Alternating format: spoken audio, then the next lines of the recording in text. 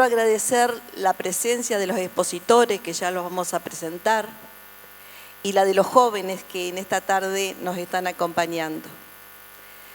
Veo caras acá, muchas caras conocidas, que nos autodefinimos como trabajadores de la paz. Y bueno, lo que pretendemos es que sea un espacio de encuentro. El tema que nos toca a nosotros hablar dice: conflictos e infancias, alternativas hacia la paz. Y allí empieza la primera pregunta, porque incluso las propias expositoras me dijeron, pero conflicto es muy amplio. Sí, generalmente cuando hablamos de conflicto lo pensamos desde un punto de vista negativo, como algo insatisfactorio, porque en definitiva lo estamos asimilando al resultado o algunas situaciones que escalan hasta llegar a la violencia. El conflicto, mirado como incompatibilidades de objetivos e intereses, es algo natural al ser humano. Por eso, en el día de hoy, vamos a pensar el conflicto con una mirada positiva. Lo mismo pasa con la paz.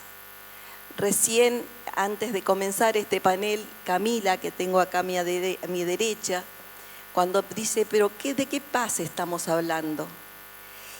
Entonces, vamos a también pensar que la paz para nosotros no es un concepto negativo Camila, donde no existe ningún tipo de violencia, sino un concepto positivo.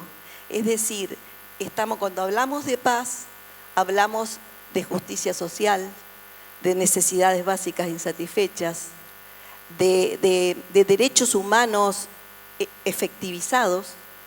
Hablamos entonces de un concepto positivo que incluye además la cultura de la paz. A esa paz nos vamos a estar refiriendo. Va a tener, como hemos pensado, como dos momentos. La pregunta que nos hacíamos era los conflictos, en problematizarlos en los distintos espacios donde las niñas, niños y adolescentes viven y se desarrollan.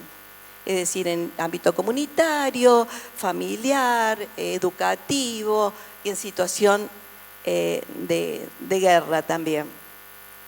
Y después vamos a pensar, vamos a reflexionar en las alternativas, en las estrategias, en los caminos que podemos encontrar para la construcción de una convivencia más pacífica, más justa, más humanitaria, para la construcción de una cultura de paz también. A raíz de esta dinámica que hemos pensado, voy a leer primero la participación en nombre de los expositores y el currículum, para después poder dialogar y de alguna manera, vamos a ver si lo intentamos, si lo logramos, circular la palabra, circular los interrogantes y circular las respuestas.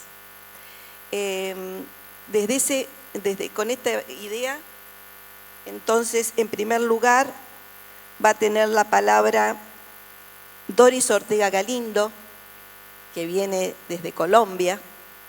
Es abogada titulada en la Universidad de Cartagena, docente investigadora por más de 20 años, especialista en Derecho Constitucional de la Universidad del Externado y máster en Derecho de Familia y Penal de la Universidad de Barcelona.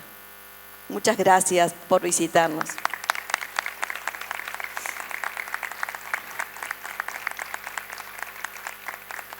En segundo lugar va a estar Alejandro Nató, doctor en Derecho de la Universidad Nacional de Mar del Plata, máster en Resolución de Conflictos y Mediación de la Universidad de León, España, máster en Cooperación Internacional y Gestión de Proyectos del Instituto Universitario Campus Estelas de España, abogado, mediador y especialista en gestión de conflictos públicos.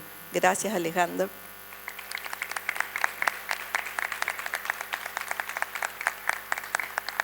Y en tercer lugar va a estar Luciana Cataldi, abogada, egresada de la Universidad de Buenos Aires, especialista en derechos de los niños y adolescentes y derechos de las mujeres, máster en psicología social, Universidad de Milán, Asociación Euroamericana de Profesionales de Ciencias Humanas y Sociales, es mediadora internacional con ejes en conflictos sociales, educación y comunidad. Es diplomada con especialidad en género y políticas públicas, consultora internacional de justicia y prácticas restaurativas en intervención comunitaria, directora del programa NeuroSer para comunidades restaurativas y autora de 2 libros, Yo Comunidad y Un viaje hacia el buen convivir. Me encanta ese nombre. Bullying, claves para detectar trata y evitar el acoso escolar. También nos acompañan jóvenes. En primer lugar, Lautaro Peloso, es estudiante de la Escuela Popular de San Roque de San Fernando. A mi derecha, Camila Freitas y Brian Cufré, ambos son consejeros del Consejo Provincial de Adolescentes de Córdoba. En esta oportunidad también hemos invitado, porque nos pareció realmente que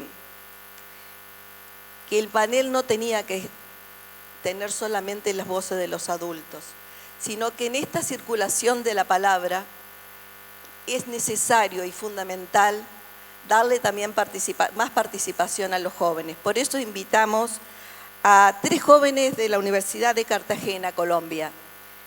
Claudia Gómez,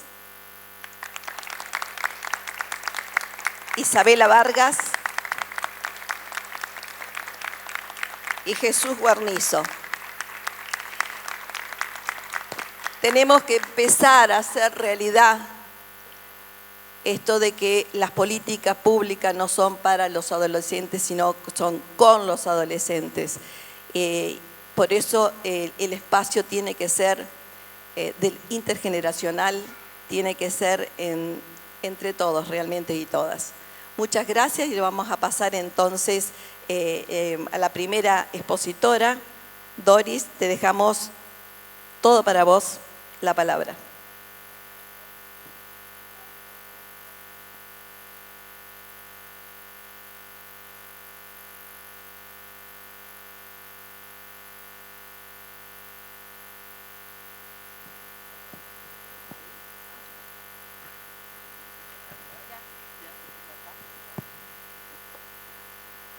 Buenas tardes. Muchísimas gracias, primero que todo, a la doctora Amelia López, a mi maestro Carlos Villagrasa Alcaide, a toda la organización de este maravilloso congreso, pero muy especialmente a Córdoba y a su gente que nos ha acogido, a mis pupilos y a mí, de manera fantástica.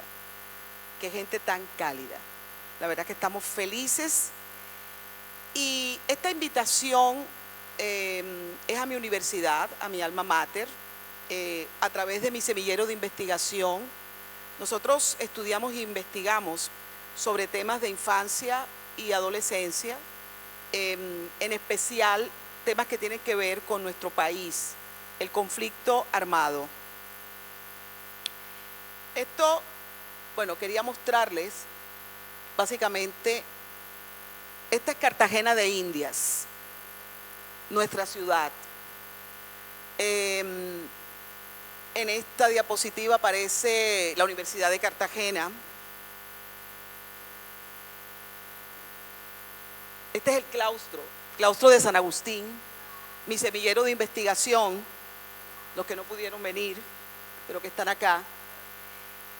Y el tema, básicamente, que es el fruto de un trabajo de casi 2 años y medio, es el reclutamiento forzado de niños, niñas y adolescentes dentro del conflicto armado en Colombia, que es un tema que desafortunadamente se ha invisibilizado y no se ha reparado en debida forma por el gobierno colombiano, y que representa una vulneración reiterativa de derechos en cabeza de esta población que tiene especial protección.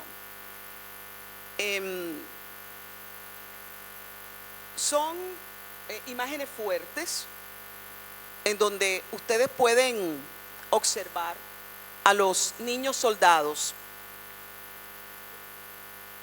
niñas, niños, adolescentes, reclutados en una guerra de hace más de 60 años y que pues llegó a su fin. Para muchos no ha llegado a un final feliz, pero que se trató de, a través de los diálogos de paz en Colombia, firmados en el año 2017, crear un medio en donde la guerrilla de la FARC pudiese firmar esa tan anhelada paz con el gobierno colombiano. Y bueno, también el Tribunal de la JEP, en donde se han llevado casos bien interesantes, que ahí traemos a colación el auto 029 del 2019, donde se hizo reconocimiento expreso de esos reclutamientos forzados de niños, niñas y adolescentes, donde además de tener que portar fusiles, eran víctimas de delitos sexuales, sobre todo las niñas.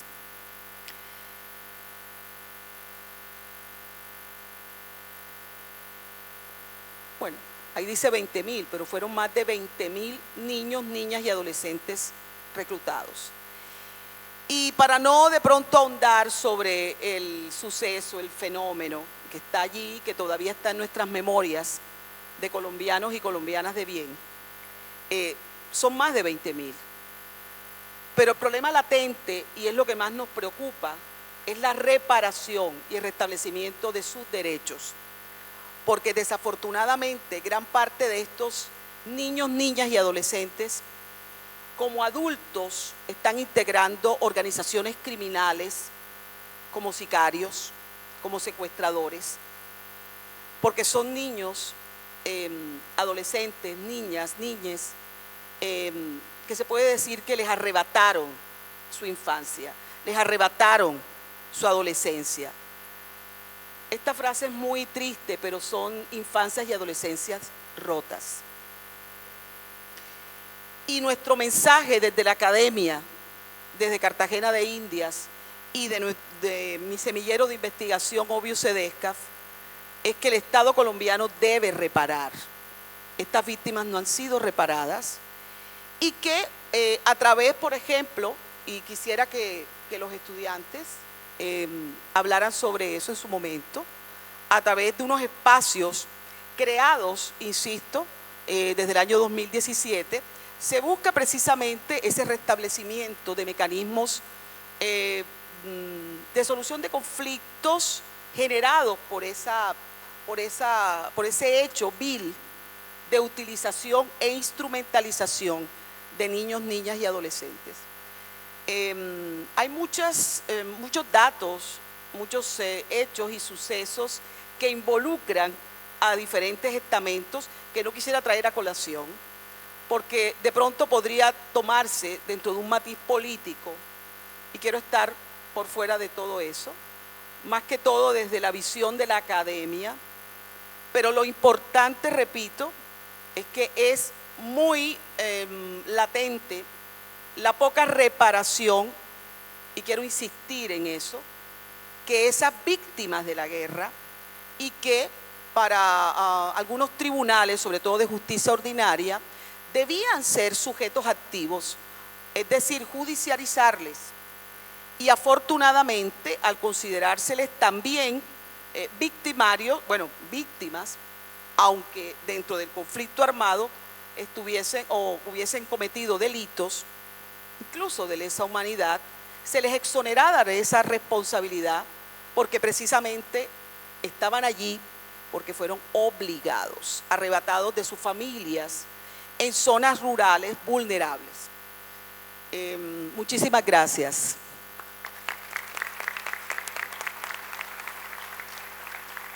Muchas gracias, Doris. Bueno, ahora vamos a escuchar a Alejandro, que nos va a hablar sobre el ámbito elegido por él, es el comunitario, que además de su especialidad. Te escuchamos, Alejandro. Gracias, un placer. Un placer enorme compartir el panel con ustedes, que sean protagonistas también ustedes. Un placer. Gracias a Amelia López por esta oportunidad y este despliegue y este enorme congreso que nos congrega a todos a pensar juntos. Yo venía diciendo antes de la pandemia que había que pensar de nuevo lo nuevo, porque ya venían las complejidades, las incertidumbres, las violencias, las desigualdades, como parte de lo que era una situación que nos atravesaba a todos y a todas. Y lo cierto es que no llegamos a pensar de nuevo lo nuevo, que apareció la pandemia. Y la pandemia profundizó estas materialidades y al mismo tiempo nos mostró que el capitalismo se estiró, que no hubo bonomía por parte de aquellos que desde la financiarización y los endeudamientos generan menor presupuesto dentro de los estados, porque eso afecta a los presupuestos estatales. Y uno no puede pensar derechos humanos sin pensar los presupuestos, porque cuando no podés cumplir con los derechos económicos, sociales, culturales, ambientales, difícilmente puedas hacer frente a garantizar esos derechos humanos. Pero lo cierto también es que el individualismo creció, que la fragmentación social urbana creció, que estamos en una de las regiones más desiguales y más violentas del mundo, la más desigual y la más violenta, yo diría. Y al mismo tiempo la que menos creció desde el punto de vista económico, con lo cual tenemos lo que tenemos. Esto hace que pensar las categorías que nos ayudan a decir que las capacidades del Estado han mermado, que hay cierto grado de escepticismo social y la desconfianza hacia las instituciones, hacia la cosa pública, hacia los políticos, es cada vez mayor en toda nuestra región. Aterrizado esto en el territorio, aterrizado esto en los barrios, es imposible que lo podamos escindir. Es imposible que podamos escindir lo global dentro de lo local, es imposible que podamos escindir la escuela dentro de lo barrial, porque de hecho, no sé, la capacidad que ha tenido la escuela para meter, o la educación, para meter la cuña dentro de lo que es el nexo relacional entre la cuna y el destino, es enorme y para bien. Pero la capacidad que tiene el barrio para meter la cuña entre la cuna y el destino es quizá para mal, a partir de cómo están los territorios. Y esto no es menor poner que hay nuevas disputas territoriales, que hay un exiguo espacio público debido al avance de la gentrificación, la desterritorialización, la reterritorialización y al mismo tiempo por lógicas del avance de dinámicas del capital dentro del espacio público, pero también al mismo tiempo por disputas de territorialidades que tienen que ver con la lógica de lo narco en el territorio. Y tenemos los jóvenes que dentro de esos estamentos de caracterización visualizan una falta de destino en muchos lugares, sobre todo en la cantidad de pobreza y exclusión social, con demandas sociales insatisfechas muy concretas, y falta de oportunidades, pero también nuevas oportunidades que ofrece el mundo narco. Entonces esto no podemos dejar de tenerlo en cuenta dentro de lo que es una conflictividad social territorial urbana, porque sería como tapar el sol con un dedo. Y a nosotros, a los que formamos parte del campo de gestión constructiva de conflictos, y yo quiero decir algo, lo nuestro es interdisciplinario y acá hay 3 ponentes que somos abogados. Es una desgracia que seamos 3 abogados porque estamos dando un ejemplo que no es tan interdisciplinario como debería ser, pero lo es, no hay duda que lo es. Circunstancialmente estamos 3 abogados aquí. Yo quería decir con esto que en esta lógica donde hay que construir destino a partir de también las operaciones que nosotros podemos hacer desde la gestión de conflictos, el tema es cómo forman a los mediadores cuando se forman mediadores. Y muchas veces falta el enfoque de género, pero ni hablar lo que falta. lo que es el criterio de conocimiento de los derechos de la niñez y adolescencia, la infancia, dentro de lo que es la capacitación del mediador.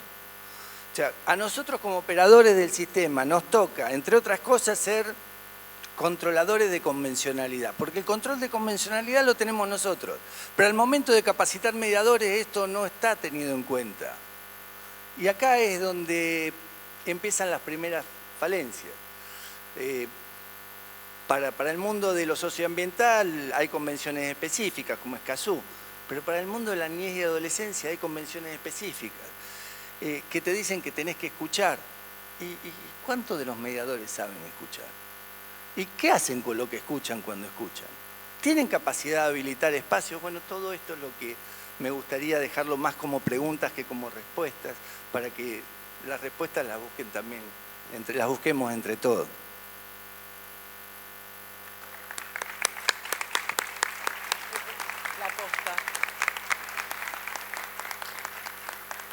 Bueno, buenas tardes, ¿cómo les va? Espero que estén muy bien. Para mí es un honor también compartir con este panel, estar acá rodeada de jóvenes, adolescentes, acá con nuestra moderadora también, así que para mí es un placer. Quiero agradecerle especialmente a la doctora Amelia y a Carlos también, que está ahí sentado, es un honor para mí también, porque creo que siempre juntos co-construimos el mundo en que queremos vivir. Justamente cuando me presentaban decían que bueno, el título del libro ahora me vino a la mente, ¿no? Que es un viaje hacia el buen convivir. Y eso del buen vivir y el buen convivir, esa matriz del buen vivir, viene de nuestros pueblos originarios del mundo, que tienen esta matriz de buen vivir, que se diferencia mucho a lo que conocemos nosotros día a día, que es esta matriz del mal convivir. Nosotros desde estos sistemas mal convivimos. Son los sistemas que, como dijo Ale también, podemos llamarlos sistemas capitalistas, neoliberales, punitivistas, retributivos, patriarcales, el nombre que ustedes le quieran poner. Pero esos nombres hacen a un sistema. Y ese sistema que conocemos o que denominamos es donde está insertada la escuela. Es donde está insertada la comunidad familia.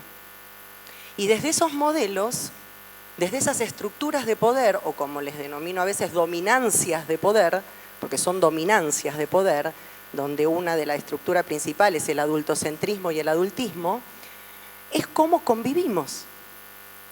¿De qué manera convivimos? ¿Qué derechos les damos a los niños, niñas y adolescentes? ¿Cómo los dejamos que actúen como sujetos de derechos que son? Porque creemos que desde la Convención, o estamos convencidos que desde la Convención de los Derechos de los Niños, le estamos dando ese poder y esa oportunidad. Pero lamentablemente en la práctica y cuando intervenimos comunitariamente, esos derechos se desvanecen. Esos derechos como sujetos no están a más de 30 años de la Convención. Entonces empezamos a ver cómo se manejan estas comunidades, cómo son los conflictos en estas comunidades, cómo son los conflictos en la comunidad educativa. Porque vamos a distinguir algo, la escuela no es violenta, hay violencia en la escuela. Es muy importante hacer esa distinción. La familia no es violenta, hay violencia en la familia. Entonces, a partir de ahí se mal convive. Los conflictos es el puntapié inicial para que pueda escalar el conflicto, que se pueda traducir en lo que conocemos como las distintas violencias que pueden haber dentro de la escuela o dentro de la familia. Y una de las violencias más extremas es la que denominamos o llamamos acoso. El acoso tiene una misma línea, ¿sí? Va cambiando el contexto, va cambiando la comunidad, pero el acoso que puede partir desde la familia, intrafamiliarmente, ¿no? Ayer nombraba también Carlos la violencia vicaria, ¿sí? La violencia de género, la violencia intrafamiliar, muchas veces está con esta matriz del acoso. Si pasamos a la estructura de lo que es la escuela, la comunidad educativa, como me gusta denominarla, porque ahí hay otro tema también. Cuando hablamos de escuela, es una comunidad la escuela en la que participan los niños, niñas, adolescentes, los padres, los maestros, los directivos, el personal no docente. Todos hacen comunidad. Por eso a mí me gusta mucho esto del yo comunidad. Porque para sentirnos comunidad tiene que haber un yo, parte de todos nosotros que formamos esa comunidad. Y en esa comunidad, cuando formamos comunidad, que es tan interesante, porque así es como vivimos en comunidad. Saben que si viviéramos solos o de forma individual, nos morimos, ¿no? Es como la película esta, El náufrago, cuando se queda ahí Tom Hanks y agarra la pelota, le hace una carita y le habla a la pelota. Mientras que está, ¿no? ¿Por qué? Porque no puede estar solo sin dialogar, sin contar, sin tener esta interacción. Entonces la comunidad es sumamente importante. Y dentro de la comunidad nos vamos a estructurar de cómo queremos vivir. ¿Cómo viven los niños, niñas, conviven los niños, niñas, adolescentes dentro de la escuela? Y el acoso es una problemática mundial que hay en la escuela, ¿sí? ¿Por qué? Porque esto de no sentirnos comunidad, de no sentirnos que pertenecemos a una comunidad, empezamos a generar conflicto. La cohesión social se da a través de que yo quiero donde convivo, amo el lugar en donde estoy, me gustan las relaciones que tengo. Lo digo para, como dice Alejandro, también ir pensando estas preguntas. Si me siento parte de alguna comunidad que ocupo. Y en este caso, cuando hablamos de acoso, el acoso tiene esa mirada de el mal convivir. No sabemos cómo tener esta cuestión del buen convivir. ¿Y cuál es el puntapié inicial cuando hablamos de acoso escolar, una violencia que sufren niños, niñas, adolescentes del mundo? El puntapié inicial es ver algo distinto en el otro. Pero ese algo distinto puede ser una connotación positiva o una connotación negativa, ¿eh? También muchas veces sufre acoso alguien que es muy buen alumno o muy buena alumna. Algo que supuestamente mirado o observado por la sociedad es positivo. Entonces vemos que ahí es el puntapié inicial para empezar a etiquetar. Esto que hablamos mucho también de los niños, niñas y adolescentes, de la etiqueta, la estigmatización. Entonces, un poco empezar, después vamos a escuchar a los chicos también y a las chicas que van a hablar de sus vivencias personales. Porque si nosotros tenemos una escuela que es pensada desde una escuela antigua como la que tenemos a nivel mundial, pertenece a un sistema que se llama punitivo-retributivo, en donde no avanzamos porque estamos instaurados en ese modelo. Entonces, para ir redondeando, lo que trabajo en mi caso particular, que después le voy a ir contando un poco, es las prácticas restaurativas, que es un cambio de paradigma en cómo vivimos, cómo convivimos. Y ese cambio de paradigma pues, se puede dar en cualquier tipo de comunidad. Puede ser la familia, la escuela, el barrio, un estado en sí que quiera cambiar las formas en cómo convivimos. Así que bueno, un poco empezar a pensar cómo podemos hacer ese cambio de paradigma. Y ese cambio de paradigma lo tenemos que repensar desde lo cotidiano. ¿Qué hago yo por los niños, niñas, adolescentes hoy y ahora? Porque ellos son ciudadanos del hoy, no del mañana. Y para terminar, si pensamos a las infancias y adolescencias como categoría social, que son, ahí es donde vamos, son una categoría social, ¿qué tenemos que pensar? No dejar un mundo mejor para ellos. Dejemos mejores niños, niñas, adolescentes, que el mundo va a ir maravillosamente bien. Gracias. Muchas gracias, Luciana. Bueno, creo que lo que ha quedado claro en las exposiciones que hemos escuchado es la necesidad, yo diría, algo imprescindible de tener una perspectiva sistémica. Tanto, bueno, los tres expositores nos han marcado esto. Es decir, en primer lugar, ponernos los anteojos de la mirada sistémica. Y en segundo lugar, empezar a pensar desde qué paradigmas estamos accionando. Esto es lo que nos trae Luciana. ¿Desde qué paradigma estamos accionando? Esa sería la otra pregunta que nos tendríamos que hacer. Pero bueno, ahora viene la parte más linda, porque viene cuáles son los caminos, cuáles son las estrategias, algunas ya los fueron anunciando, que hoy pensamos junto con los jóvenes para construir lo que Luciana dice, un buen vivir, un buen convivir, ¿no? Es decir, a partir de esta mirada crítica de la forma en que estamos viviendo, empezar a construir de manera colectiva un mundo mejor. Así que le voy a ir dando la palabra, pero siéntanse en la libertad de preguntar, de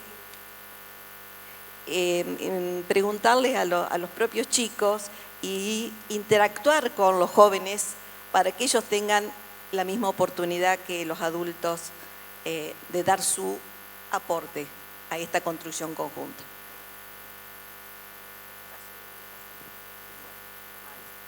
Sí, muchas gracias, doctora. A mí me gustaría que los estudiantes aquí presentes de la Universidad de Cartagena, comenzamos con Claudia, nos hablen o les hablen al auditorio sobre el reclutamiento forzado o forzoso, en la normativa colombiana, un resumen, un vistazo sobre ello.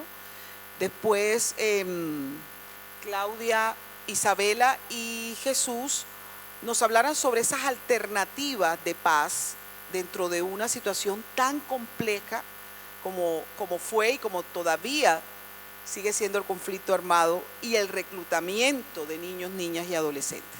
Entonces, por favor, Claudia Gómez. Muchísimas gracias, profesora Doris. Bueno, articulando con lo que ya habíamos comentado anteriormente, el reclutamiento forzado podemos entenderlo como esta participación de niños, niñas y adolescentes menores de 18 años dentro del conflicto armado, ya sea de forma directa o indirecta, pues es a partir también de actividades como la limpieza, la cocina e incluso la mensajería, que estos niños, sin la necesidad de participar de forma violenta dentro de estos grupos, también pertenecen a esta problemática. Cabe también comprender que muchos de estos niños carecen de recursos económicos y esto da lugar como consecuencia pobreza, el abandono y sobre todo lo que hemos tratado de traerles a ustedes acá y este asunto que también nos compete a todos, la violencia. Por ello, la prevención del reclutamiento forzado no solamente busca una solución del presente, sino que hay una proyección a futuro que busque evitar que esta circunstancia se siga dando, disminuirla, para garantizar en Colombia que los niños, niñas y adolescentes puedan tener una infancia que no se les sea arrebatada. Muchas gracias. Gracias. Gracias, Karina.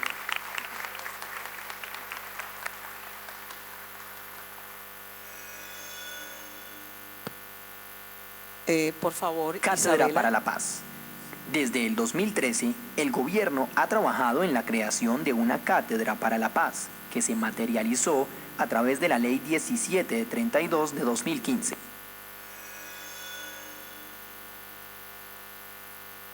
Cátedra para la Paz. Desde el 2013, el gobierno ha trabajado en la creación de una Cátedra para la Paz, que se materializó a través de la Ley 1732 de 2015. En ese entonces, ante un posible escenario de posconflicto, se planteó un espacio pedagógico en los colegios, en el que se puedan generar puntos de diálogo y discusiones en torno a la paz. Por supuesto, Las aulas no deben ser ajenas a las negociaciones de paz ni a sus consecuencias para los diferentes aspectos del país. Por ello, se requiere que desde temprana edad se impulse un cambio de mentalidad que vaya en pro de la paz, a través de discusiones argumentadas y actitudes que fomenten el respeto y la tolerancia. El decreto menciona varias temáticas que se deben tener en cuenta a la hora de dictar la cátedra, entre las que se encuentran justicia y derechos humanos, uso sostenible de los recursos naturales, protección de las riquezas culturales y naturales de la nación, resolución pacífica de conflictos, prevención del acoso escolar, diversidad y pluralidad, participación política, memoria histórica e historia de los acuerdos de paz nacionales e internacionales. Entre otras más, lo importante es que la cátedra sirva para aprender y reflexionar acerca de la cultura de la paz y demás competencias que garanticen una convivencia pacífica en Colombia, que faciliten que nuestro país sea cada vez más equitativo, incluyente y respetuoso con la diferencia.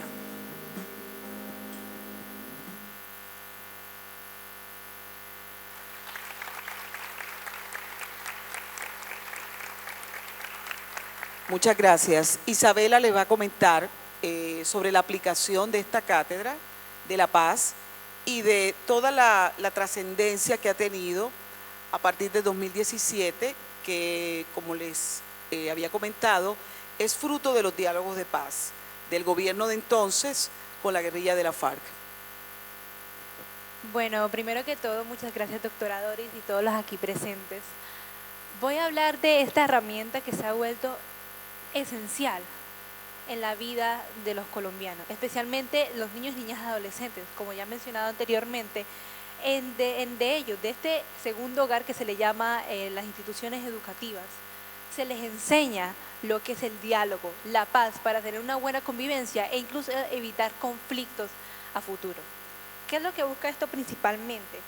Claro, por medio de la motivación, de la participación estudiantil y de las otras áreas del país, como psicólogos, trabajadores sociales, activistas y políticos, motivarlos y tomar conciencia de la realidad que se vive constantemente en el país y que ellos mismos se den cuenta de que ellos pueden ejercer el cambio.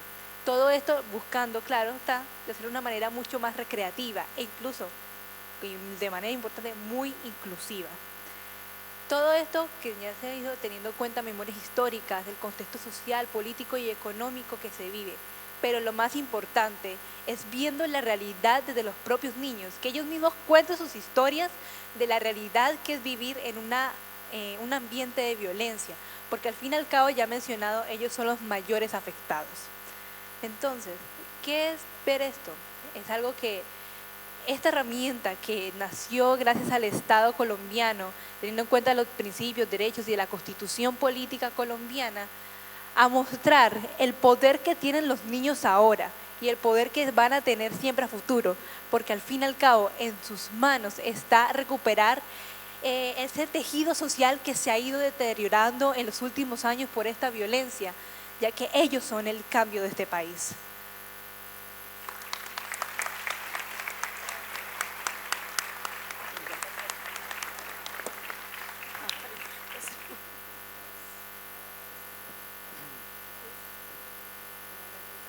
Bueno, primeramente hace frío aquí. Por esa razón de pronto me han visto temblando un poco aquí sentado. Pero bueno, entrando en materia, ya sabemos los temas que nos competen en este momento y ahora mismo los espacios que brinda el gobierno, que brindan las instituciones. Vamos a hablar un poco sobre los consejos de juventudes. Bueno, los consejos de juventudes nacen con la ley 1885 del 2018, donde busca impulsar, motivar, llevar a cabo esos planes de acción para que los niños, niñas y adolescentes hagan parte de las políticas que de ellos se refieren. Una anécdota que les quiero contar es que yo aspiré a ese Consejo de Juventudes el año pasado, el año 2021, donde muchas veces las personas no miden el alcance de la norma hasta que la viven. Hasta tal punto en el que para aspirar a un cargo de ese tipo habían diferentes maneras para llegar. Y a mí me tocó el tema de una lista independiente. Una lista independiente, se trata de nosotros como movimiento autónomo, nos damos a conocer y que las personas quieran hacer parte de nuestro plan. Lo que la administración, lo que la ley, lo que la norma, lo que las personas ajenas a la realidad que nosotros estamos padeciendo es que nosotros nos colocábamos las botas ante la tierra, ante el barro, ante la lluvia, ante el viento, ante absolutamente todo para conseguir nuestro puesto. Conseguido el puesto, llegó la hora de las votaciones, en el cual ya habíamos finalizado toda la etapa anterior, conseguir las firmas para que todos se sumaran a nuestro proceso. Y es importante el hecho no solamente de tener la imagen de la participación juvenil, sino un camino, una construcción progresiva y permanente, de tal forma que la transparencia sea uno de los factores que incluyen en el mismo. La Registraduría Nacional del Estado Civil se pronunció el día siguiente al escrutinio de las votaciones en la resolución 15.881, donde se presentaron múltiples falencias, múltiples inconvenientes, múltiples quejas, en las cuales se presentaba lo que ya todos conocemos como el fenómeno de la corrupción. ¿A qué quiero llegar con esto? Es importante nosotros tener claro, tener presente que la construcción social de cada uno de los que estamos aquí, de los que no se encuentran, de los que están en cualquier parte del mundo, es importante determinar la veracidad, la transparencia, la permanencia de todos los procesos, procedimientos, mecanismos, actividades, instituciones, planes sociales y demás que puedan hacer parte íntegra de los fines de la democracia, que no solamente es escrita dentro de cada una de nuestras constituciones, sino materializar en todo momento, procurar, garantizar permanentemente la protección de los niños, niñas y adolescentes dentro de las políticas que de ello refieren. Muchas gracias.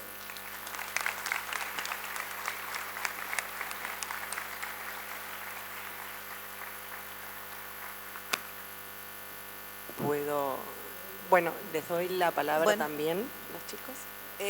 Quería que le diera que justamente Ahí está. que hablaras de los caminos, de las estrategias que planteaste y que puedas establecer un diálogo con los otros consejeros Bueno. de Buenos Aires y de Córdoba. Gracias, Alba.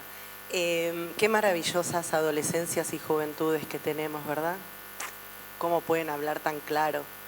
Qué maravilloso. Así que estoy, la verdad, que sumamente orgullosa. Cuando sos abogada del niño y ves este potencial acá, la verdad que es un orgullo como adulta. Se queda el adultocentrismo ahí nomás, chiquito.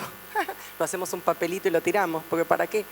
¿Para qué tener esas dominancias, ¿no? Si tenemos un mundo maravilloso. Bueno, con respecto a lo que nos marcaba Alba, ¿cómo podemos hacer que esto? Porque siempre nos quedamos en este lugar de, yo digo desde mi lugar, ¿no?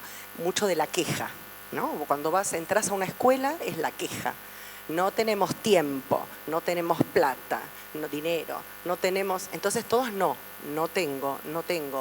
Y lo primero que te dicen también, no, pero nosotros acá no tenemos bullying, no pasa nada, el acoso no hay. Entonces, cuando una escuela te refiere eso, es porque muchas veces se está poniendo todos esos temas debajo de la alfombra. Entonces ya es una alerta de qué está sucediendo, si hay ese tipo de violencias en la escuela, ¿no? Entonces es interesante también cómo nosotros desde el lugar del adulto abordamos o no abordamos esos temas.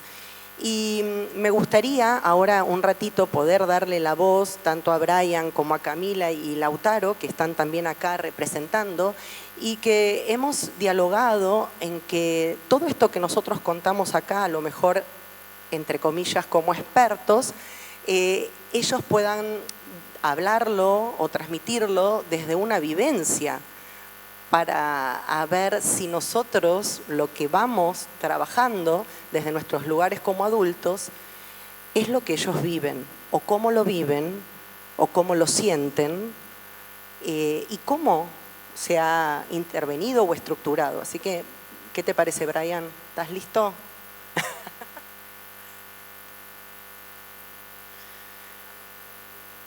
Bueno, hola, ¿cómo están? Desde ya muchas gracias a todos y muchas gracias por la oportunidad de poder estar acá.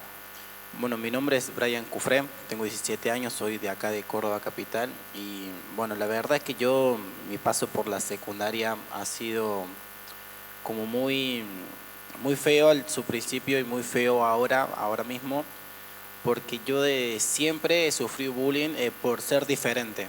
Siempre sufrí bullying por ser diferente, porque eso es lo que causa es la principal causa del bullying, el ser diferente, el no pensar igual, el tener un cuerpo diferente. Entonces eso fue lo que a mí me causó. Bueno, yo cuento un poco de que yo empecé la secundaria, era una persona obesa y era muy bajito, y eso fue lo que desencadenó mucho también lo que fue el bullying hacia mi persona, del ser diferente. Todo en mi curso eran todos medianamente flacos y yo no. Y eso fue lo que a mí me generó los 2 primeros años, un trastorno alimenticio donde yo no regularizaba mi peso. Un año tuve muy flaco, un año donde no comía prácticamente, y otro año empecé ya a engordar muy de golpe, y eso me fue generando muchos problemas. Fue lo que es ansiedad, sufrí mucho lo que es ansiedad y un poco de depresión. Y ya en un momento donde ya como estaba en su tiempo estándar, en su peso normal, y no me mostraba ni tan gordo ni tan flaco como para que me causaran bullying, fue buscando otros caminos mis compañeros, y fueron buscando ya otros defectos u otras diferencias como para poder causar bullying, como fue mi pelo, como fue la forma en que hablaba, lo que pensaba, mi religión. Fue desencadenando muchas cosas. Después se fue también yendo por lo que a mí me gustaba. Yo ahora mismo estoy siguiendo lo que es una carrera de modelaje, y también fue desencadenando mucho de que ya como que ya fue provocando otro bullying mucho más diferente con lo que yo seguía, con lo que a mí me gustaba, con la carrera que yo quería seguir. Entonces ahí fui descubriendo de que todo lo que nos hace diferente, todo lo que provoca bullying, todo lo que yo piense, todo lo que yo quiera seguir es lo que provoca bullying. Y la verdad que yo la pasé muy mal, todo fue muy secundaria, y lo hablé muchas veces con lo que fue la escuela, lo hablé muchas veces lo que fue directivos en mi casa o con otras personas, y todos tenían la misma respuesta: es bullying de la escuela, es normal, es algo ya normalizado, es como que ya se va a pasar, ya se van a olvidar de vos, ya se van a olvidar de lo que te diferencia. Y la verdad que eso no fue así, y cada vez fue empeorando más, hasta ya llegar a acoso, donde ya prácticamente no podía vivir en paz, no podía tener una novia en paz, porque ya, o si no me seguían a mí, le empezaban a seguir a ella, y empezaban a acosar a que eran mis parientes, mis hermanos. Entonces ya fue desencadenando ya cada vez mucha más violencia. Después fue agresión física, agresión verbal, obviamente.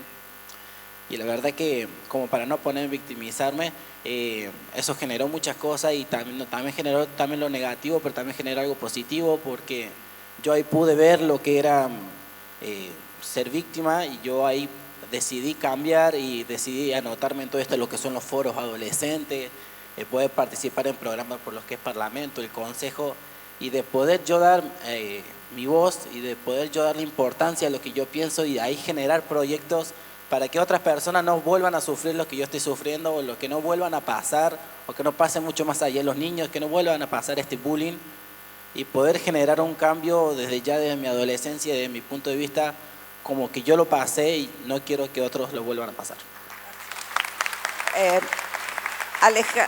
Gracias. Alejandro, ¿querías hacer un aporte? Sí, simplemente para darle la palabra a los chicos nomás.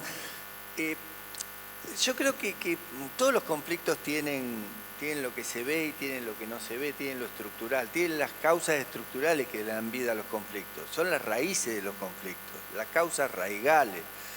Y casualmente ahora están entrando a hacer mención sobre lo que implica esas causas raigales en la falta de tratamiento de los conflictos. O sea, como si se hubieran tratado a tiempo, en prevención o en el fortalecimiento, que también lo tiene nuestro rol, dentro de lo que puede llegar a ser la educación, la posibilidad de comprender. Por eso yo digo siempre que más que puentes de integración, porque para hacer un puente tiene que haber quien quiera cruzar el puente. Puentes de integración hay que hacer túneles de comprensión. Entonces, ¿cuántos túneles de comprensión faltan como para poder no solo contener, asimilar, sino tratar verdaderamente bien eso que se genera como un fragmento, coser el fragmento y no dejar con una huella, con una herida a la persona que tiene o un estereotipo o un bullying o lo que fuera o una discriminación que verdaderamente le provoca un malestar, que después administrar el malestar cuesta mucho. Entonces, cómo bien tratados los conflictos a tiempo y canalizados los conflictos pueden darle una posibilidad de también comprender que hay un lugar para poder tratar de otro modo, de otra forma, de cómo se está visualizando el conflicto. Por eso me encanta que estén entrando en la raíz del conflicto y que estén trabajando en la raíz del conflicto. Charlábamos con ella, ¿de qué paz hablamos cuando hablamos de paz?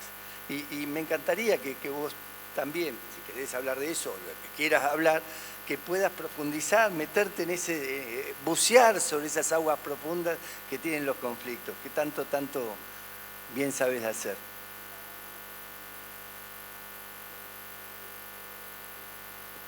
Gracias.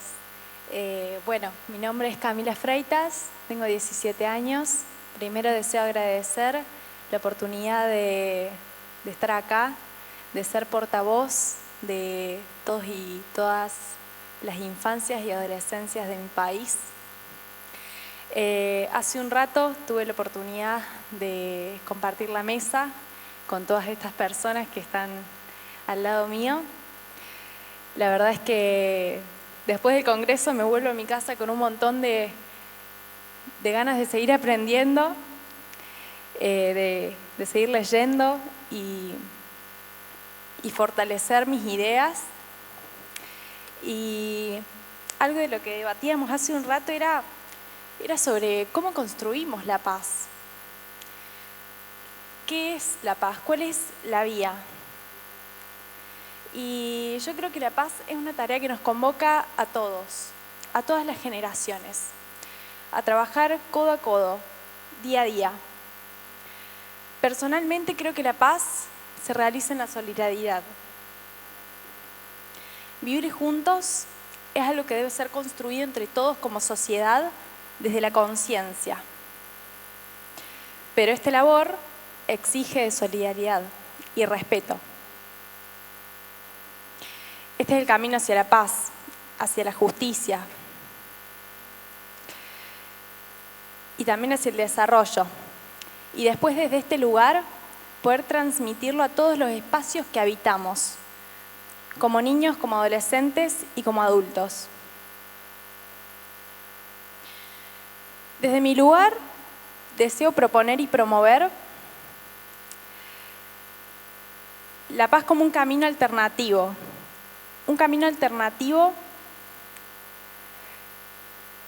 a tanta violencia estructural que como sociedad hemos normalizado, que subyace la pobreza, la discriminación,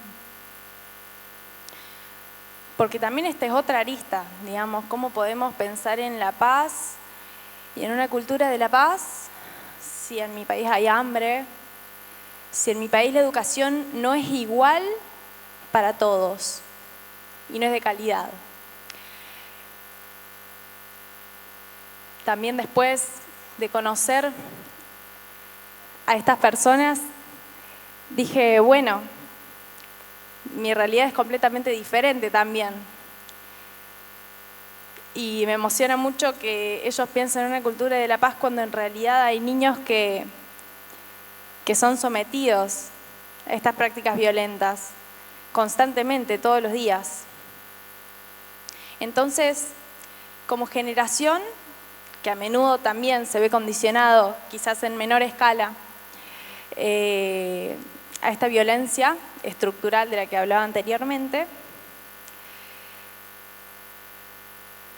debemos exigirles a nuestras autoridades que nos ofrezcan las herramientas, los aprendizajes en el sistema educativo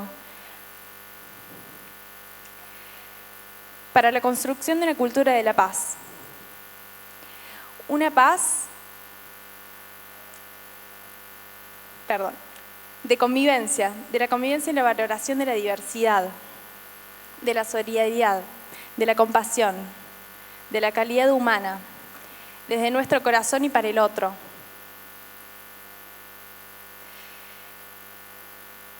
Porque creo también que ese es nuestro compromiso como ciudadanos, pero sumando todas las voces.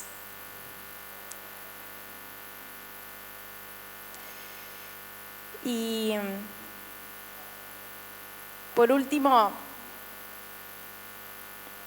quería aclarar que esta es la única manera de reafirmar nuestra democracia, mirando hacia el futuro, con una idea clara, con un proyecto, desde las acciones, fundamentados en la justicia social, en una sociedad igual para todos, en la convivencia, en el respeto.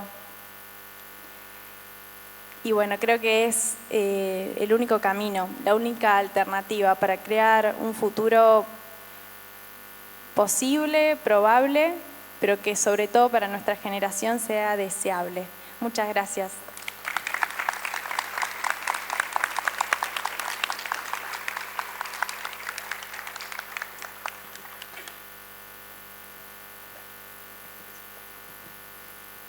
Bueno, muchas gracias por invitarnos y es un desafío muy grande para mí. Es la primera vez ver a mucha gente. Bueno, yo comparto lo que decían completamente mis compañeros y también me emocioné con tu discurso y ver el mundo como está hoy violento para mí es sumamente triste. Ver lo que pasa, guerras, muertes, ver a niños, ver, no sé, muchas cosas. Y la verdad que no, esto me emociona y creo que a todos igual, pero ver a muchos jóvenes hoy violentos, matando, no sé, y hay muchos que no, pero también escribí algo y los quiero compartir.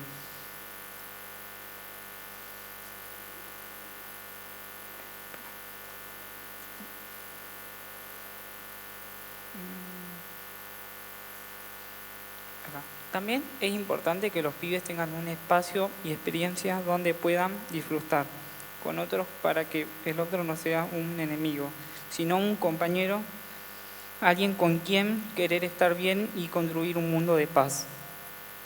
Y eso me llenó mucho, poder estar con alguien y no ser enemigo, sino ser un compañero y que se termine toda esta violencia. Y bueno, gracias. Muchas gracias, Brian. No. Sí, Lautaro.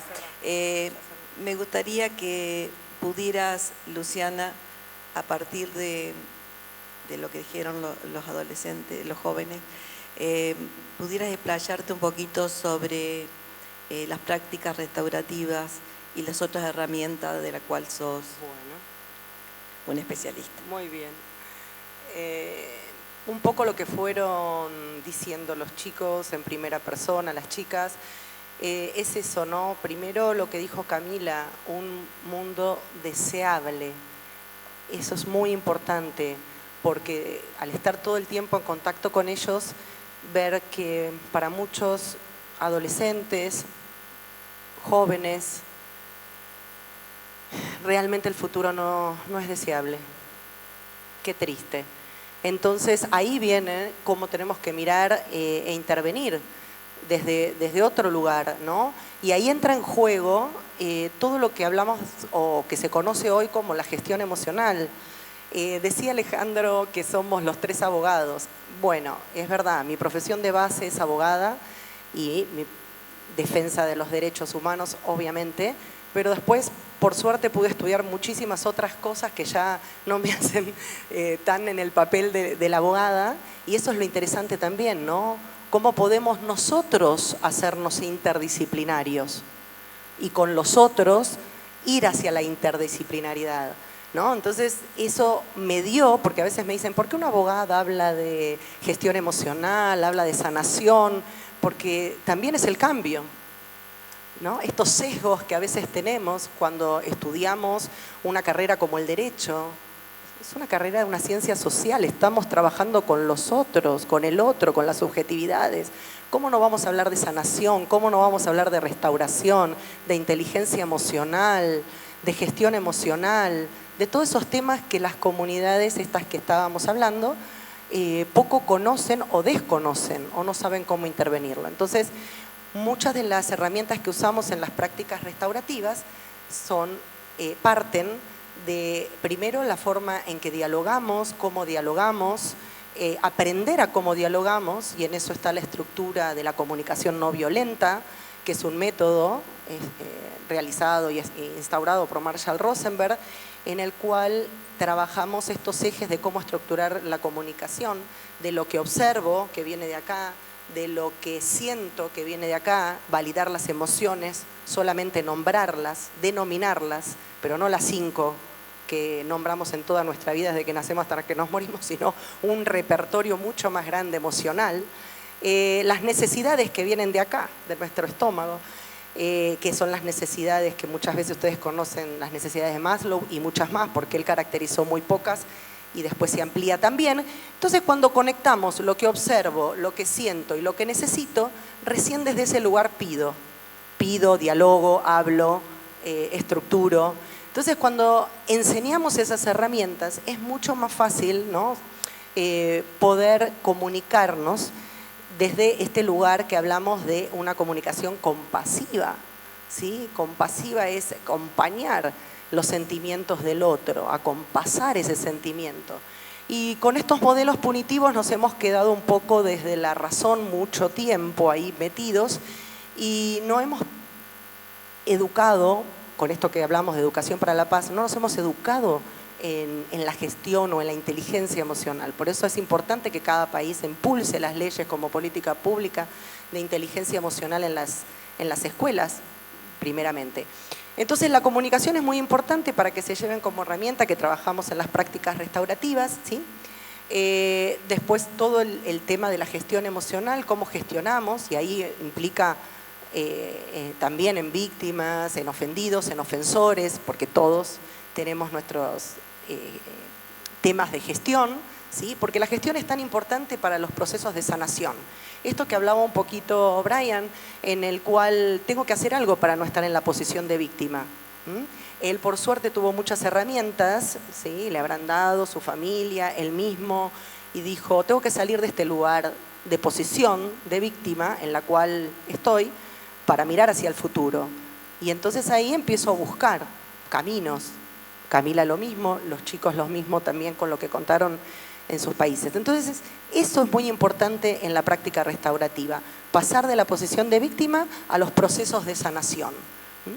Y bueno, por último, que es a lo comunitario, que es a lo que yo intervengo, es trabajar las matrices de resiliencia, no solamente individual como las conocemos, sino resiliencia comunitaria, cómo establecemos esos lazos, factores y estructuras para que las comunidades sean resilientes también. Así que eso es un poco las herramientas que se trabajan y que en el programa que yo aplico trabajamos como intervención comunitaria.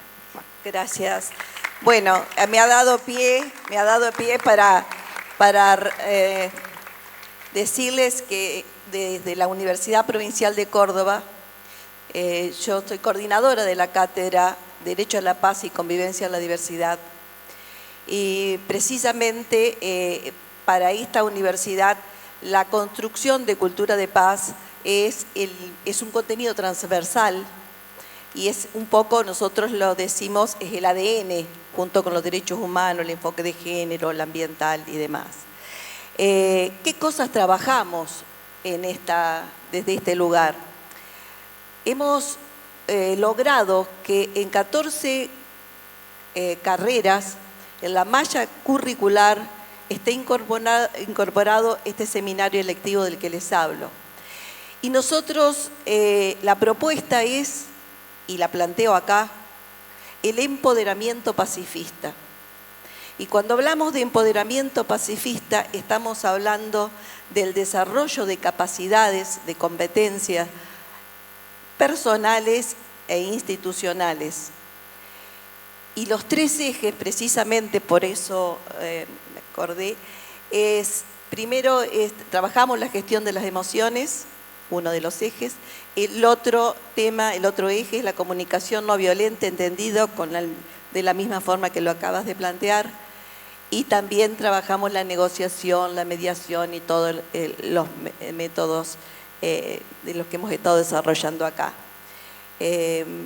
Estamos en ese camino y la propuesta precisamente entonces es, un poco tomando lo que decías, Camila, es la construcción conjunta de una convivencia distinta, de un buen vivir y convivir. Y yo le agregaría algo que dijo un monje budista, el intervivir.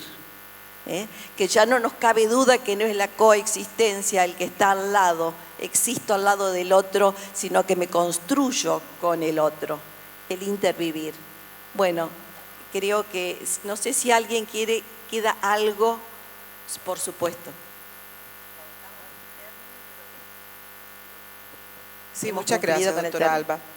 Como el tema planteado dentro de la violencia generada en conflicto armado, funciona con una dinámica diferente al tema comunitario, al tema escuela. Es importante que para que haya construcción de paz en este contexto de tanta vulneración de derechos a los más vulnerables, en este caso los niños, niñas y adolescentes, es muy importante la reparación, la verdad, la justicia y la reparación.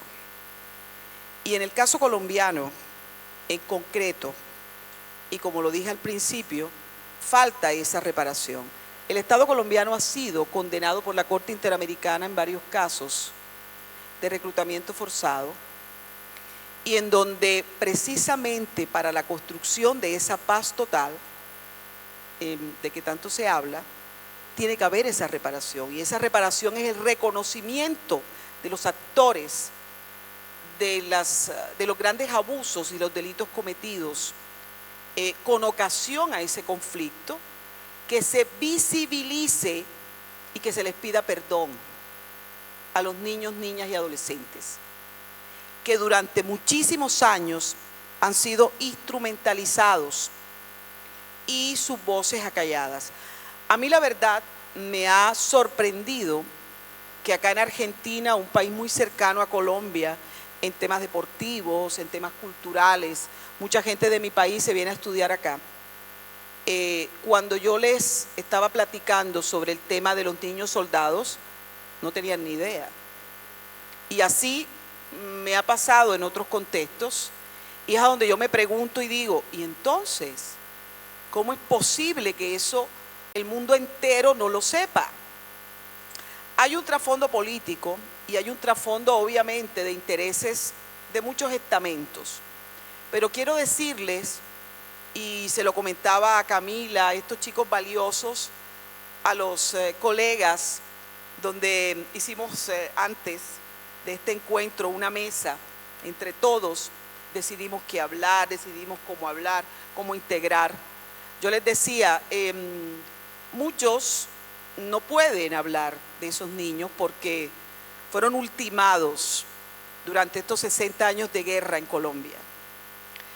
Muchos, sus voces han sido acalladas, sobre todo de las niñas que han sido víctimas de violencia sexual instrumentalizadas por los grupos al margen de la ley como la FARC, que es el día de hoy y no han pedido perdón y se han burlado de las víctimas. Y esto es algo que el gobierno ha permitido. Y como ellos no pueden hablar, y como ellos han estado acallados por mucho tiempo, pienso que este es el momento y el espacio. De pronto esto no les va a gustar a muchos, que yo los diga, y estaba meditando acerca si lo podía decir o no. Es el espacio para que se muestre esa vulneración. Es tiempo de que el Estado colombiano les pida perdón, porque el Estado colombiano ha sido inerme a la vulneración de esos derechos. Esto no es solamente tema de la FARC o del ELN o del EPL. Esto es que el Estado ha sido inerme. Yo les decía a ellos, esto es como cuando el holocausto nazi, que muchos decían, de pronto fueron 100.000 judíos, 1 millón de judíos o 6 millones de judíos. Aquí no es que son 20.000 niños reclutados, no importa la cantidad, pero sí fueron reclutados, instrumentalizados, vulnerados y abusados, y a día de hoy no han sido reparados. ¿Cómo puede haber paz si no ha habido una reparación real? Reparación real, bueno, el tema de la memoria histórica, las mujeres de la Rosa Blanca, que es una fundación de mujeres, ahora la gran mayoría adultas, que han sido víctimas de violencia sexual dentro del conflicto armado, prácticamente fueron ignoradas en esa memoria histórica y en ese informe final. Yo quedé en shock, y usted sabe, porque ha ido muchas veces a Colombia, que lo que estoy diciendo es cierto. Niñas que además de cocinar y además de servirle a los líderes guerrilleros de la FARC, eran juguetes sexuales obligadas a abortar. Y además de eso, muchos de ellos tuvieron que cavar las propias tumbas de sus compañeros porque querían huir, y para poder mantener sus vidas dentro de esos grupos tenían que matar niños y adolescentes, matando a otros para poder salvar sus vidas. Eso fue terrible y eso poca gente lo sabe y me duele. Yo tengo el corazón roto, mis estudiantes me conocen, yo soy lágrima fácil, pero es que eso se tenía que decir y se dijo. Gracias. Alejandro quiere decir unas palabras. Las venas abiertas de Latinoamérica, ¿no? Sí, esto para cerrar nomás. Cuando un narco brasileño le fueron a hacer un reportaje en la Red O Globo, él dijo, ¿por qué me le quieren hacer el reportaje a mí? Y le dijeron, y porque usted es una persona de referencia. No, entonces no comprenden. Yo he leído desde que estoy preso 5.000 libros acá adentro. Y aparte de haber leído 5.000 libros, cosas que muchos de ustedes no han leído mucho, no leen mucho. Pero aparte de haber leído 5.000 libros, yo administro, porque era jefe del primer comando de cocaína de Río de Janeiro. Yo administro la empresa más próspera de Brasil y con una potencialidad enorme. Esa empresa no hay duda que tiene una potencialidad enorme. Entonces yo quiero que me respeten desde ese lugar, desde un intelectual que sabe generar riqueza. Y si es así, sí les doy el reportaje. Bueno, sí, hablemos, le dice el periodista. ¿Cuál es la solución? ¿Cómo la solución? Usted me pregunta la solución a mí, le dice él al periodista, el narco al periodista. Sí, la solución. Mire, yo soy la base insustancial de la pospobreza. Pobreza que han generado ustedes y que no saben cómo administrarla. Si me preguntan la solución, yo les diría que antes de eso me gustaría hacer una pequeña caracterización. Nosotros tenemos armas para mandar a matar a cualquiera de todos ustedes. Ustedes tienen gente que usa de vez en cuando algún proyectil porque no hay presupuesto para los proyectiles del lado de ustedes. Nosotros nos podemos morir en una alcantarilla mañana, no tenemos necesidad de de seguir andando por ahí toda la vida, pero porque nos arriesgamos la vida día a día. Y ustedes necesitan morirse al final de la vida en un lecho, en una cama. Es como quieren morir. Tenemos distintos criterios de cómo vemos el mundo. Aparte de eso, a nosotros, lo que ustedes están dejando, esas personas que están mal por culpa de ustedes, nos respetan o nos temen, pero verdaderamente tenemos un vínculo muy aceitado ahí. A ustedes esos los desprecian. Por ahí no se los dicen, pero los desprecian. Si ustedes me piden la solución, vean que también tenemos de algún modo cooptado casi todo el sistema institucional de ustedes. Y lo que no lo hemos cooptado todavía lo podemos comprar cuando queramos. Entonces, si me preguntan cuál es la solución, les digo, empiecen de vuelta. Es el único tip que le puedo dar a ustedes. Empiecen de vuelta, pero empiecen por los niños, porque el cambio es cambio cultural. No hay otra forma. Si no vamos a la estructura, si no vamos a los niños, no hay otra forma de tener un cambio social verdadero dentro de la sociedad que tenemos todos, en la cual yo estoy inmerso, pero somos distintos. Este tip que nos da un filósofo posmoderno, narco, yo creo que lo tenemos que tomar, porque si no trabajamos sobre nuestras configuraciones culturales, difícilmente podamos verdaderamente atender lo que nos está pasando. No podemos ser parte de una generación que le estamos dejando a las generaciones venideras un destino incierto o peor que el que vivimos nosotros. Tenemos una responsabilidad, también nosotros, y no podemos depositarles en ellos el destino de nosotros mismos o el destino del futuro.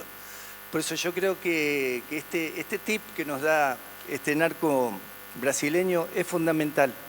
Ir a las configuraciones culturales, ir a la raíz y trabajar sobre ella, con todo lo que tengamos a nuestro alcance, pero especialmente con mucha voluntad, mucha vocación, mucho esfuerzo, para cambiar estructuralmente lo que nosotros ahora describimos como una naturalidad y que no puede ser natural.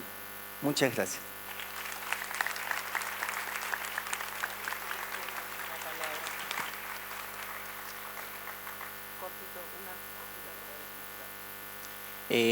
Bueno, disculpen, yo quería decir una cosa porque la verdad me siento como en la obligación de decir esto en representación de todos aquellos adolescentes, en representación de todos aquellos otros niños que en su momento sí quisieron quedar callados.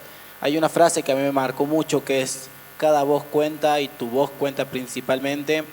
Y la verdad que me gustaría compartirla con todos aquellos niños, niñas, adolescentes, jóvenes, adultos que tal vez en su momento o ahora mismo se quedan callados y no les gusta compartir su palabra. Su voz cuenta y la voz de nosotros es la que genera proyecto, nuestra voz es la que genera un cambio, nuestra voz es la que genera una revolución y un verdadero cambio. Con una voz, con una idea, con una oración fue la que se empezaron las grandes revoluciones, los grandes proyectos. Con una voz fue lo que generó la democracia. Entonces, no te quedes callado, entonces dale ese valor, esa importancia a nuestra voz. Es más lo que a mí me importó, es lo que yo quería recalcar justo ahora y no quería perder la oportunidad. Y tomo la palabra que dijo Luciana, de que no busquemos un mundo mejor, busquemos ciudadanos mejores que ellos mismos se van a encargar de que el mundo sea mejor. No busquemos solucionar los problemas que hay en el mundo, sino concentrémonos en lo que son los ciudadanos, concentrémonos en lo que son las poblaciones, porque ellos mismos, al ser mejor, van a generar un mundo mejor. Muchas gracias. Bueno, ¿hay alguien que se quedó con alguna pequeña cosa con ganas de decir? Hemos cumplido totalmente. ¿Así?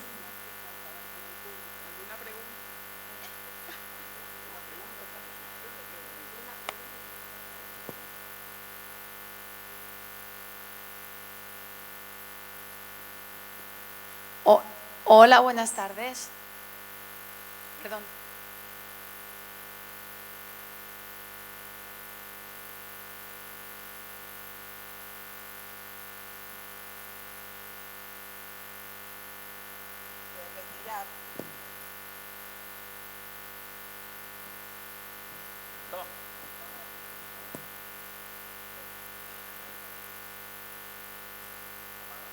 Hola, ahí está bien. que Camila se tiene que retirar por algo muy importante. ¿Quieres contarle? Hace unos meses tuve la oportunidad que no esperaba. Habían comenzado con el Consejo Provincial de Adolescentes, que era mi primer espacio de participación. Había deseado ese espacio por mucho tiempo y pude desarrollarme más, desarrollar mis redacciones, construir mi comisión, que justamente es de desarrollo personal, y tuve la oportunidad un día de presentarme, postularme para ser corresponsal Coria. Así que bueno, lo que hago básicamente es hacer redacciones de diferentes intereses y bueno, nada, ahora voy a ir a retirar mi certificado. Muchas gracias. Es corresponsal, estamos un organismo especializado de la OEA como es el Instituto Interamericano de Niñas, Niñas y Adolescentes. Ahora sí le pasamos. Hola, muy buenas tardes. Soy Susana Antequera, abogada de Barcelona y de Madrid, de España, abogada especializada en Derecho de Familia. Yo intervine en una ponencia hace 2 días, ayer, el día 16, perdón, hablé del interés superior del menor. Qué pequeña me quedo, compañeros, al lado vuestra. Qué pequeña, cuánto hay que seguir luchando y cuánta admiración os tengo. Cada país tenemos nuestro máximo interés del menor. Qué importante es el interés superior del menor en casos y en países con las casuísticas y con las circunstancias tan distintas. Qué iguales somos todos y qué diferentes somos a la vez. Mi máxima admiración. Y para vosotros, los jóvenes estudiantes de Derecho, aquí tengo uno a mi lado también, más admiración todavía. Espero que la sociedad futura seáis vosotros el ejemplo, lo que tantísimo nos hace falta. Enhorabuena. Gracias.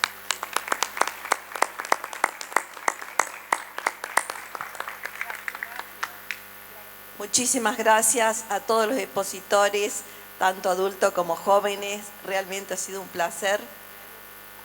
Hay otra persona. Estamos quedando poco, pero sí, hay ganas de compartir. Perfecto. Seguramente hay varios, pero a ver, primero, gracias, brillante. Yo soy abogado aquí de Córdoba, excelente. Obviamente se hizo un diagnóstico, se habló de causas, con causas y las posibilidades de soluciones, podríamos estar días y horas. Dentro de las causas, con causas, la familia, el colegio, la violencia social, demás. Quiero aportar esto. 2 niños, 10, 11 años, varones, A y B, de colegios distintos, estaban jugando al fútbol. Y bueno, chocan y A, con violencia, le pega a B en el juego del fútbol, se paraliza. B no sabía cómo reaccionar y se da vuelta y estaba el padre allí, al costado de la cancha. Y entonces él corre hacia el padre y le dice: papá, ¿qué hago? Y el padre, digo para que veamos los aportes, ¿no? Y el padre dice: bueno, pero vos eres grande, fuerte, ojo por ojo, diente por diente, tienes que volver y tienes que pegarle el doble. Y bueno, y entonces, empoderado por su padre y agrandado, vuelve hacia la cancha, lo encara a su agresora y le abre los brazos, le da un abrazo y le dice: te perdono, no tenemos que ser violentos. Y eso fue sumamente inspirador para todos esos compañeros que estaban allí. Ahí primó la escuela de B por sobre la familia en ese caso, ¿no? Donde justamente fue sumamente inspirador. A pesar de estar empoderado por su padre, él le dijo: te perdono, no a la violencia. Son grandes amigos hoy y son inspiradores de muchas cosas. Muchas gracias, muchas gracias. ¿Sí?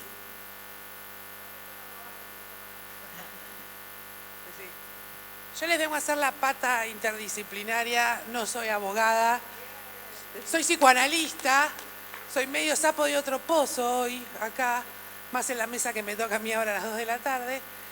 Pero justamente, dando cuenta de esta disciplina, mi forma de trabajar con los adolescentes tiene su fundamento en lo que trabaja Alejandro, que de hecho lo cito bastante y me trato de que mis alumnos también vayan más allá del mundo psi, porque necesitamos de esta comunicación permanente.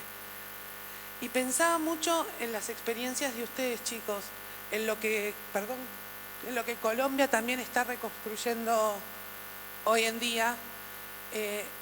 Y memoria, verdad, justicia y reparación, vamos a agregarle, porque nosotros tenemos nuestra memoria, verdad y justicia, y creo que reparación, como estás marcando, Doris, es fundamental. Reparación para todos, ¿no? Porque me parece que es momento de sostener una bandera muy fuerte que tiene que ver con volver a restituir a las infancias y a las adolescencias. Que si estamos hoy en este congreso, no se trata solo de política, sino que se trata también de restituciones subjetivas.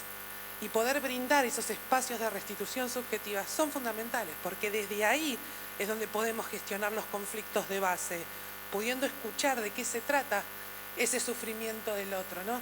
Lo que vos contabas del bullying, que parte siempre de una diferencia. ¿Qué nos pasa que no soportamos al otro en tanto diferente? ¿Cómo volvemos a reconstruir estos lazos sociales donde el otro deje de ser una amenaza y pase a ser justamente un otro empático, un otro social con el cual yo puedo ir a la par y no en contra? Así que me parece que rescato lo de la reparación como un pilar más que tenemos que poner para restituir infancias y adolescencias en todo el mundo. Gracias. Gracias.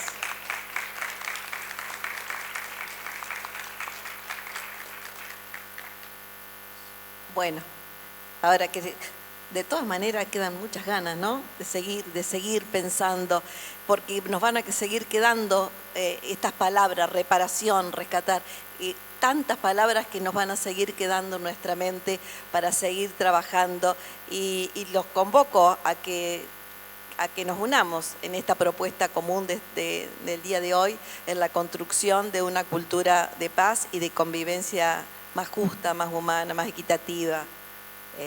Gracias a todos ustedes y gracias a todos los que están presentes también.